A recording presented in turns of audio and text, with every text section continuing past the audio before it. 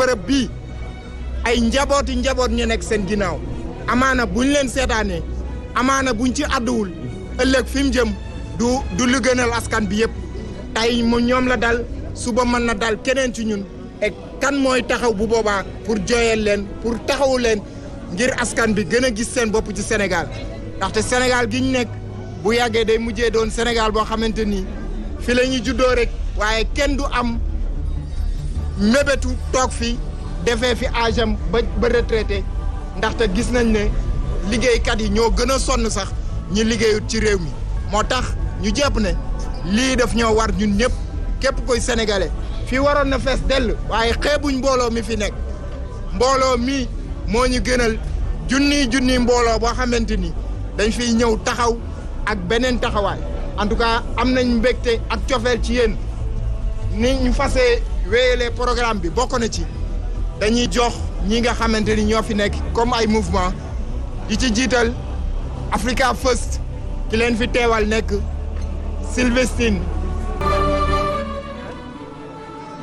maa ngi tudd Sylvestine Mendy coordinatrice nationale mouvement Africa First maa ngi leen nuyu ku ci nekk sa tur ak sa sant di rafetlu teewaay bi di wax nag tey dañ fi ñëw en tant que mouvement panafricain révolutionnaire buy xeexe injustice maanaam àq ak yelleefu doomu aadama donc loolu moo ñu fi tax a teew tey di jàppale des médias bi nga xam ne entreprise boo xamante ni day dox ci jëmale askan wi kanam parce que ay ndaw lay liggéeyloo donc ay ndaw yi daan seen doole am ñu nekk seen ginnaaw ñu leen di jàppale ñoom ñoo fiy liggéeyee. ba ñu yëgee nag coow li ba léegi en tant que mouvement buy xeex injustice ñu ne ñun kat dañuy ñëw jàppale ne ak luñ ci mën tamit ñu def ko ci donc ñu ngi ñaawlu te ñu ngi leen di masawu tamit képp ku fiy liggéeykat ak képp ka nga xamante ne yaa ngi ci ginnaaw liggéeykat yooyu donc ñu ngi leen di wax ne lii nii ñu nar a def des médias du yoon parce que ku xam Sénégal ni mu dëppoo mooy ñun ñëpp ay mbokk lañ donc lu mu bon ak lu mu mënti doon nañ ko waxtaanee teg ko ci table bi parce que Sénégal moo ciy gaañu ay doomu sénégalais ñoom ñoo ciy gaañu donc nañ ko gën a rafetal ba bàyyi ñi fiy liggéeyee ñuy daan seen doole ñu bàyyi leen ñu liggéey ci anam gu mucc ayib donc loolu moo taxoon tey Africa First teew fii di jàppale des médias ak képp ka nga xamante ne mu ngi fiy liggéeyee ak képp ka bépp njaboot ba nga xamante ne sa mbokk mu ngi ci des médias donc maa ngi leen di jaajëfal. merci. jërëjëf. kon nag mi ngi noonu wéyal di ba léegi. dañuy wéyal ak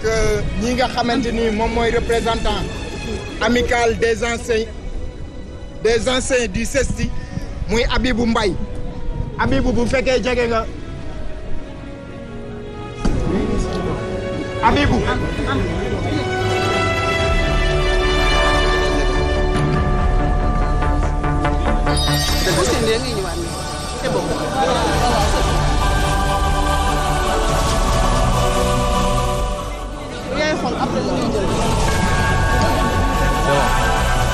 Asalaamaaleykum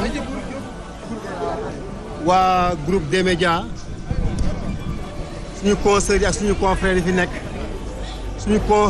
confrères ak suñu consoeurs yi nekk ci Zik FM suñu confrères ak suñu consoeurs yi nekk ci Tribune suñu confrères ak suñu consoeurs yi nekk ci groupe bi yëpp li tax ñu ñëw fii nag mooy li ëpp ci taskatu xibaar yi nga xamante ne bi ñooy liggéey ci Sénégal dañu génn ci école bi ñuy wax CESTI mu am amical boo xamante ni moom la ñu tuddee amical des anciens du CESTI ñooñu nag mu am ci ñoo xamante ni bii tey kenn ci ñoom nelawul lu tax kenn ci ñoom nelawul mooy lu toll nii d'une entreprise de presse boo xamante ni dafa am jafe-jafe te jafe-jafe yooyu kenn ku nekk yëg nga ko kenn ku nekk yëg nga ni ay jafe-jafe la yoo xamante ni bii faw kenn ku nekk nga jug yëkkati sa kàddu ngir ñu fexee nu lii tegew ci suuf képp koo xamante ne bii média soxal na la nga gis un jeune entrepreneur mu taxawal une entreprise de presse yaakaar naa jamono bi ñu toll nii ñuy wax ay xëyu ndaw jàppale ko moo gën nasaxal entreprise bi te nasaxal ko mooy nga ni dinaa ko redresser sur le plan fiscal waa redressement baat bi boo ko déggee ana lu mu doon mooy koo xamante ni bi dafa dem di dox ba yàgg mënatul dox nga yëkkati ko may ko loxo mu jug taxaw kon dama jàpp ni entreprise bi bu amee ay jafe-jafe dañ koo war a may loxo mu jug dox ak ñaari tànkam pour mën a jàppale ndaw ñi nga xamante ni bi ñoo fiy liggéey ñu xam ni lii nga xamante ni bi yëkkati nañ ko muy fitna amul benn solo li tax amul solo mooy du caage ni ay journalistes ay techniciens ak ñeneen ñoo xamante ni leen di wax ni seen këru liggéeyukaay kat am na jafe-jafe waaye njaboot yi nekk seen ginnaaw kenn nelawul njaboot yi nekk seen ginnaaw ñu ngi am fitna njaboot yi nekk seen ginnaaw kenn ku ci nekk yaa ngi naan lan moo xew fa ngay liggéeyee kon dafa laaj jamono bi ñu toll nii nguur gi jàpp ni dafa war a jàppale ñooñu jàppale leen mooy ñu fexe ba coow lii nga xamante ne bii am na dañ ne même la guerre mondiale s'est terminée autour d'une table nañu woo Bougane Gueye Dany woo administrateurs yi nga xamante ne bii ñoo yor kër gi ñu toog waxtaan ngir jàmm delsu fii ndax kat Mansour Diop wax na ko léegi ki nga xamante ni moom kër gi nee nañ ko sax bul ñëw ndax ñu bañ a def amalgame entre politique ak li nga xamante ne bii mooy entrepreneuriat kon ñun luñ ci seetlu mooy ay nit ñoo xamante ñu bëgg a sàmm seen outil de travail ñoo fi nekk kon man li may wax mooy damay woo nguur gi ñi ko ŋànk au plus haut niveau ñu jàppale ndaw ñi nga xamante ne bi ñooy liggéey ci kër gi te coow lii ñu xam ni jëmalewuñu fenn te contexte bi ñu koy jëkkatee du contexte bu favorable on est dans un contexte chargé kon nañ fexe ba coow lii mu fay nuñ koy fayee nag mooy ñu fexe ba jàppale ñi nga xam ne dañuy liggéey entreprise de presse la bu war a indi koom-koom ci réew mi bu war a suqali ay njaboot foofu la Sénégal toll lépp loo xamante ni aw ay la nañ ko fay wasalaam. jërëjëf. kàddu gi am na solo parce que buñ ko fàttali réew moo xamante ni. voilà mi ngi noonu gis ngeen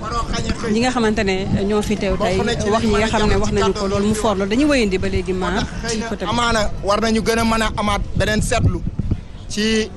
di luy gën a nërmalal entreprise waaye war nañu mën a jéem a xool beneen anam bu ñuy xamante ni dinañ taxawoo liggéeykat yi ba nga xamante ni du ñu seetaan lii nga xam moom la gouvernement bi namm mu am waaye am na kenn ku mel ni ku fi nekk koo xamee ni doyen la amaana presse bi ñu bëri xam nañ ko ndaxte ñu bëri dañ koy invité ci seen wàllu ay édition yu ni mel muy le doyen Mamadou Sy Albert xëy na moom la ñuy jox kàddu bala ñuy dugal beneen mouvement. ñëpp nga xàmmee ko ci écran Sen TV mu daal di jël kàddu rek ci wàllu voilà. Deux mots d'abord en français pour prendre de l'élan. On est là pour soutenir le groupe des médias pour trois raisons essentiellement. La première, c'est que c'est une entreprise de presse privée. On ne doit pas s'amuser avec une entreprise privée. C'est un effort personnel de Bougane, c'est un effort des entrepreneurs, c'est un effort également de l'opinion publique. Une entreprise réunit ces trois entités, le propriétaire, les journalistes et la population. On ne doit pas s'amuser avec une entreprise privée. C'est un premier message qui explique notre présence ici. Si vous regardez depuis 2000 jusqu'à présent, les journaux qui ont existé en 2000 sont devenus aujourd'hui des groupes de presse. Grâce à des efforts énormes des propriétaires, et des journalistes et de l'opinion. Donc on ne devrait pas assister à la liquidation d'une entreprise de presse pour des raisons fiscales douteuses. C'est une première raison. La deuxième raison, c'est notre démocratie sénégalaise. Elle a toujours conjugué son présent avec la presse. Depuis avant l'indépendance du Sénégal jusqu'à nos jours, la démocratie sénégalaise, elle a fonctionné avec la presse privée. Qu'elle soit presse privée française, presse privée sénégalaise, les deux ont toujours combiné ensemble le dynamisme de notre pays.